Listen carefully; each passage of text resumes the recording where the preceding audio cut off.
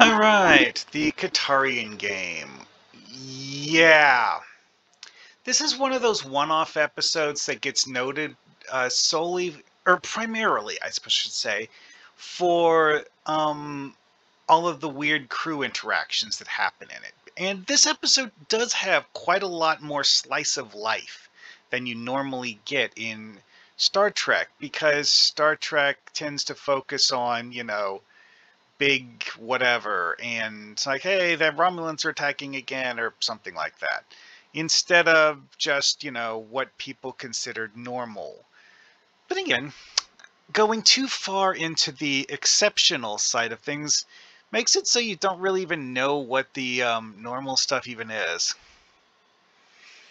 Which actually is a bit of a problem, since it reduces your ability to have the proper context for interpreting what is actually the case when something is exceptional.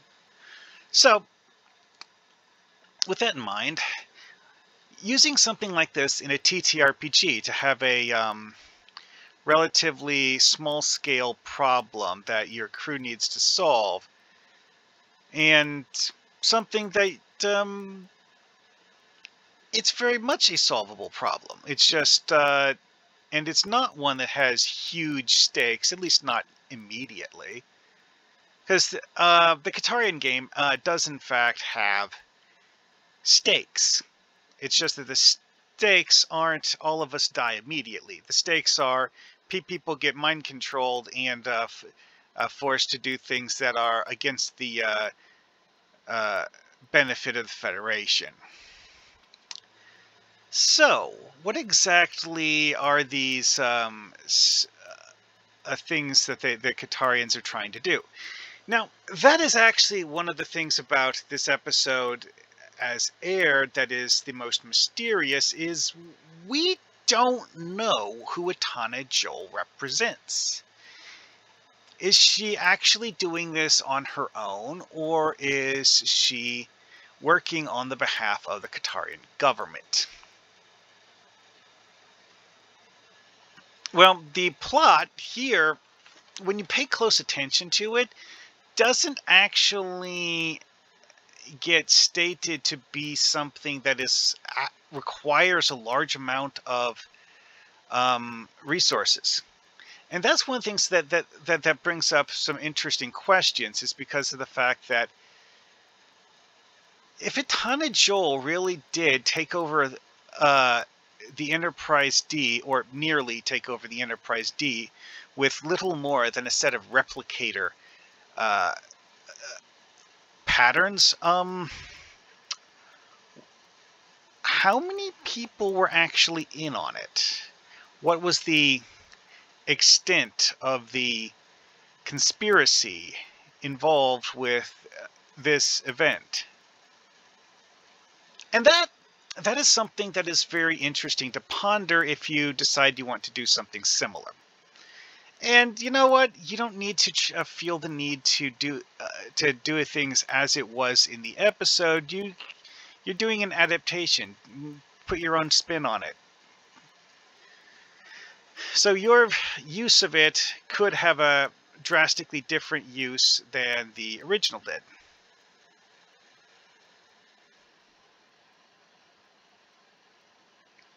So, that in mind, let's take a look at the episode as aired.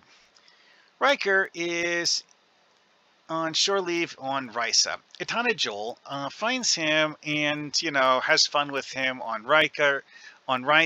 Riker gets introduced to the game, and Etana Joel talks him into trying it, which he decides he likes it enough that when he goes back to the Enterprise D, he, shares it with the crew, starting with Deanna Troi and Beverly Crusher, the two people who you would think would be the ones to be most suspicious of such a thing. Which I suppose is kind of the point behind giving it to them first. They're the people who would normally act as I guess you could say, guidance for the crew and such things. And if they decide that they like it, then the rest of the crew is just going to play along or something, probably. Anyway, so after Deanna and Beverly start playing the game, pretty much the entire crew starts playing it.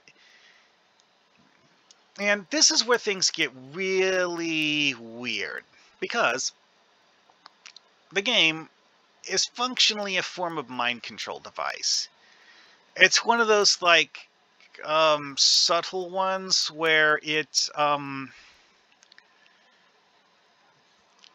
doesn't force you to do things. It guides you in the direction that it wants you to go, or something like that anyways. And thus, you need quite a lot of mental fortitude to actually resist it. Or just, avoid touching it. That works too. Anyways, so this episode has people doing a whole lot of things that are just slice of life, because the first half of the episode takes place before the crew actually realizes that there's a problem with the game. And thus they have half an episode of slice of life stuff that's just slightly off. Like 2 exobiologists and stellar cartographers transferred from the Zhukov. And also they have a diplomatic mission to Oceanus 5. Or 4, sorry. Thing is, we don't actually see Oceanus 4. They just talk about how they're going to go there. And they also talk about how they're supposed to be exploring the Phoenix cluster, which, oh wait, no, we see a picture on a screen, and that's literally it.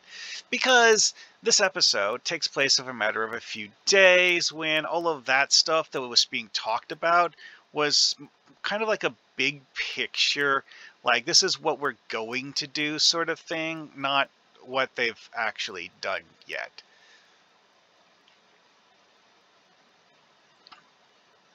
And the Zhukov. This is an interesting one because it is an ambassador class. Because this is after the introduction of the Enterprise C. Because as far as I understand it, the ambassador class was actually designed for the episode where they introduced the Enterprise C, because they wanted something that looked similar to the Enterprise D, but also felt older and more like the TOS Constitution, but somewhere between that and the current one. And that results in this design. And which of course suggests that the Zhukov is a considerably older vessel than the Enterprise, and something that's been in the fleet for perhaps decades. Anyways, also, this is a Robin Lefler episode. She's actually only in 2. Yeah, Darmok and the game. It's the only ones we actually see her in.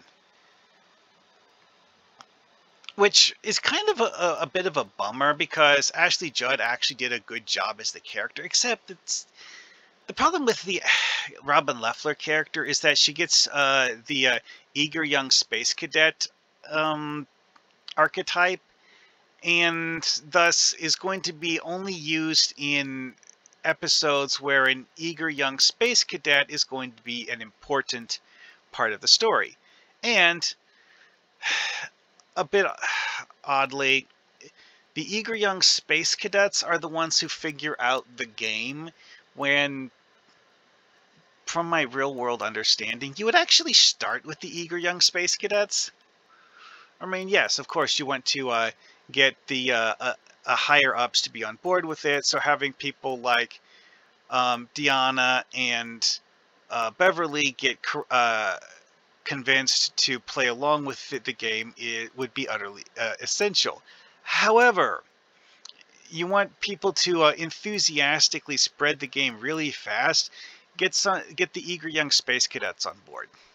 But for the episode as aired, the eager young space cadets ended up being the ones to not fix the problem by themselves. They really don't.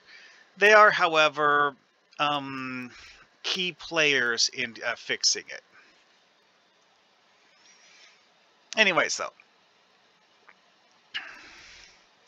So, yeah, Robin Lefler. Oh, yeah, this is also one of the episodes where they establish that Robin Lefler is a romantic interest for Wesley Crusher. Which, you know, honestly, that was one of the good aspects of having Robin Lefler around. So, gamma ray scanners were one of the things that they were tinkering with in the episode. This is really just a phlebotinum thing. It's like, yes, we are going to science the space anomaly with the tech. And this is the specific type of tech they were using to science the space anomaly. Is it good? Is it bad? I don't know. But it's a thing that they use for this episode. And that we move along. Oh yeah, several other things got mentioned. Various forms of space chocolate. Why? Because logic and reasons. This is actually a different episode. I don't actually remember which episode this was. Where was this one from? Oh, Deja Q. I think. Dun, dun, dun, dun. Yeah. Deja Q. Q decided he wanted to eat 10 chocolate sundaes because he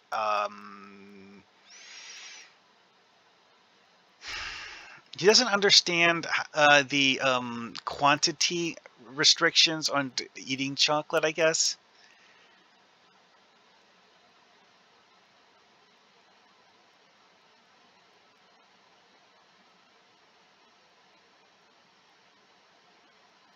Yeah, this is a weird background plot detail. Marina Sirtis doesn't actually like eating chocolate because she's concerned about her weight. So she doesn't. Her character is eating chocolate, but the actress is not actually eating chocolate. Okay then. Well, moving on. Oh yeah, other things that got brought up. Pound cake. Again, it's just like random space food. It's not something that you personally need to use in a TTRPG, but it's this kind of category of thing that can be thrown in as a little bit of flavor to add some spice to the story or something, you know?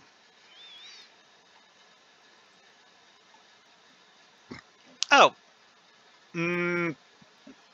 you could probably find a picture of an elm tree being used as part of one of the sets in Star Trek. They get talked about a few times, but the people who made this article didn't actually have a picture of one of them. Instead, they just posted a link to the Wikipedia article about elms. Anyway, yeah, it's just one of those things where someone mentioned a real species of tree that exists because, well, Star Trek has episodes that take place on Earth, and thus you have species from Earth are typically species that you encounter in the real world on Earth. And they're just being used in Star Trek. Oh yeah, also it mentions Robin Lefler's weird Robin's Laws thing, which is just like, why? It's honestly just a bunch of rules she made up to remind herself how to not screw things up or something like that. Anyways, so the key mystery box part of the episode is the nature of the game itself. And that is what we see here. Here we have Nurse Ogawa while she is playing the game and just, you know, wandering around kind of distractedly, not really paying attention to what she's doing. Because the game, while you're playing it, actually kind of sort of, you know, hijacks your mental whatever so that you don't, you're not actually, your mind is being reprogrammed by the game. And so the game wants you to let it, or something like that.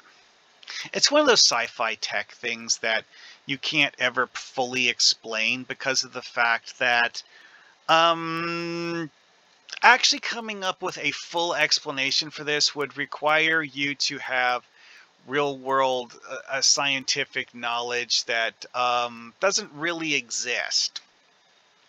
At any rate, so when a person is playing the game, this is what they look like, which means that you can actually replicate a duplicate headset and walk around pretending to play the game, and people who are actually playing the game can't tell the difference. Which is actually something Wesley does in the episode, because like he gets to this point where it's like, oh, everyone's playing the game, where's yours? So he, makes a fake one so that he can pretend to play the game. Sample, reasonably effective. Oh yeah, Jonathan Frakes, one of the comments he had about this episode was that he thought the CGI that they used for the actual visual of the game from the perspective of the person playing the game, it was lame and boring, and I have to agree with him. I mean, even by 90s standards, this was beginner level CGI. Still, though, for CGI that needed to be overlaid onto actual real acting from, like,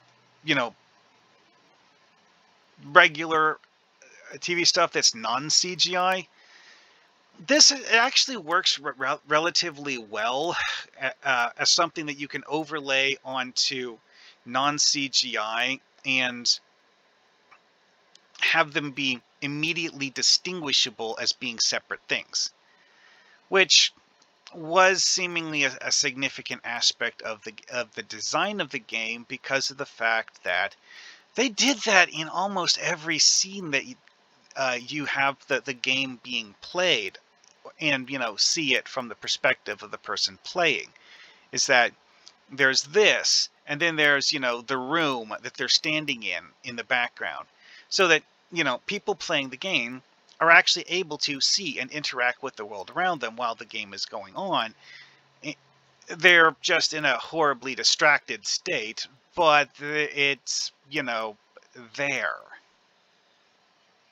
Which is, of course, part of the logic behind how the game is able to work as a functional mind control device, is because it's not actually stopping you from doing your normal daily tasks. It's just consuming your thoughts, or something like that anyway.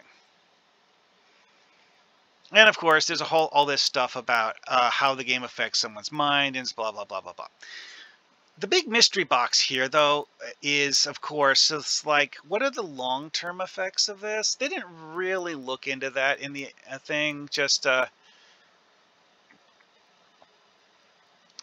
not something that's all that interesting. Also, it's like, in the episode as aired, it's actually kind of sort of said that the actual game itself is really just a minor distraction, and that the person playing the game is kind of just there and isn't really doing anything to win the game, because you, as Etana Joel says, you play the game as long as you want to, and the game is designed to make you want to keep playing it indefinitely, because it has, addictive effects similar to narcotics. Which, that was an interesting analogy to throw into the episode, and something that to add a note of danger to the episode, because, having the digital equivalent of narcotics, yeah, that's a thing. Again, though, is that one of the key mysteries of this episode is that we never find out who created the game. We never find out where Etana Joel got the schematics to replicate it, because that's the trick with this, is that everyone on board the Enterprise D who had one got it out of a replicator. At no point in any of the episodes was someone actually seen carrying a shipment of copies of the game. No, they replicated them all. Which apparently includes the computer programming that makes it work properly. Don't ask me how that works, it just does. But, yeah, whatever the game isn't actually something that's considered by Federation replicators to be dangerous. That's interesting. Well then, I think that's about enough for this one. See you guys next time.